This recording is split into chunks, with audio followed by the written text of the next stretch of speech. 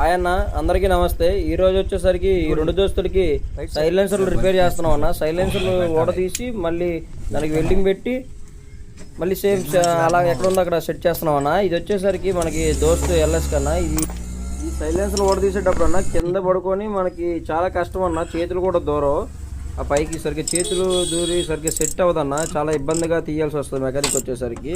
చూస్తున్నారు కదన్నా, చాలా కష్టం అన్న. ఆ రెండు చేతులు పెట్టి అక్కడ చిన్న సొంతలో చేయి పెట్టి చాలా కష్టంగా తీయాలి.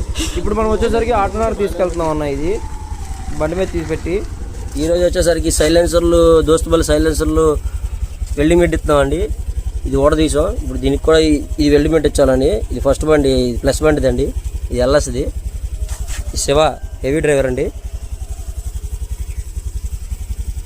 ఆర్క్ వెల్డింగ్, స్టీల్ వెల్డింగ్ పెట్టించామండి. ఇది నెక్స్ట్ వీడియోలో మన బల్లకి ఎలా సెట్ చేసామో మళ్ళీ ఎలా బిగించామో చూపిస్తాం.